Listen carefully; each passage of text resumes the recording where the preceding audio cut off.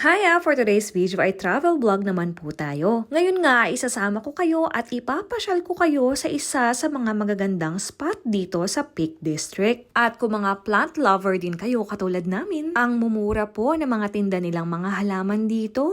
Kaya panoodin niyo po itong vlog ko dahil makikita niyo ang presyo at ano po mga halaman na mga pinagbibili namin. Ang papasyalan nga po natin ay 1.5 hour drive mula sa aming dream house. At tingnan nyo naman po ang view, sobrang breathtaking. Tama ba ang pronunciation ko? Baka mabasya naman tayo. Very countryside. Country ha, hindi country. Na-correct po tayo sa TikTok.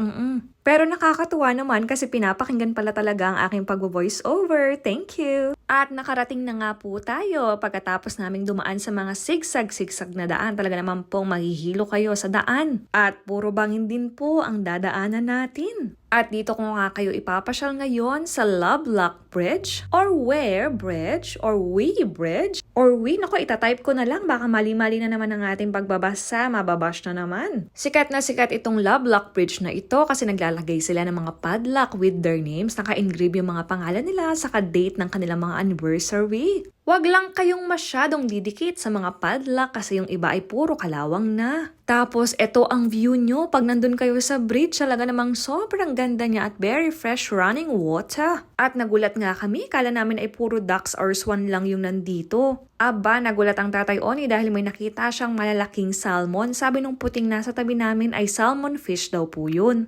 So, OOTD check nga po tayo. Ito po ang ating aurahan ngayon. Medyo pinipilit po natin makipagsabayan sa mga Gen Z na outfit for today's video. Ang tawag nga po sa akin ng Tatay Oni dyan ay small, loud, apa. Lakas bang asar. At dahil po ayaw maglakad ng tatlong kasama ko, ako na lang po munang nag-ikot-ikot dito. Dito nga sa bandang dulo ay may nakita po akong magandang bridge. Sobrang ganda po ng view at ang sarap pong tumambay dito. Nakaka-relax po. Tapos madidinig mo yung agos ng tubig. Very relaxing. Ayan, at sobrang daming itik. Sabi nga ni Harry ay gusto niyang kuhanin ng mga itlog para gawin daw niyang balot.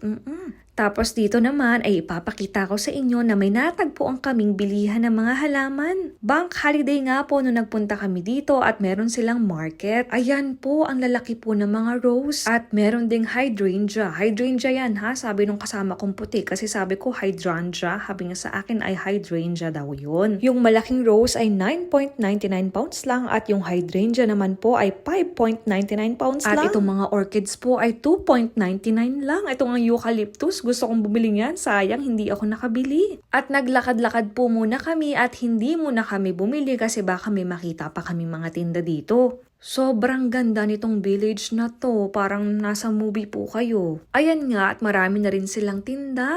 Marami nga din po nagtitinda dito ng halaman, kaya lang po ay magsasarado na sila kaya hindi na kami nakapili. Kaya naman agad-agad na kaming bumalik dun sa isa. Kumuha nga po ako niyan, 3.99 pounds lang. At yung malaking rose po ay 9.99 pounds lang. Yung mga rose cuttings naman po ay nasa 6 pounds lang po ata. At lahat po ng nabili naming halaman ngayon ay 36 pounds lang. Ang dami po niyan. Kung i-compare ko po yung price sa mga garden center, nung nakaraan po ay bumili ako ng hydrangea na kulay purple. 15 pounds po. Dito po ang hydrangea na white ay 5.99 pounds lang.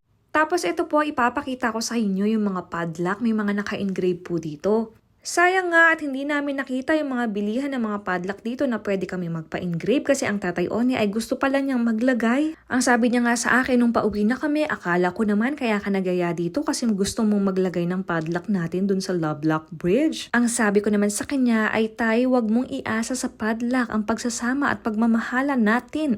Char. So, ayun lang po muna ang ating vlog for today. Thank you for watching. See you later. Bye!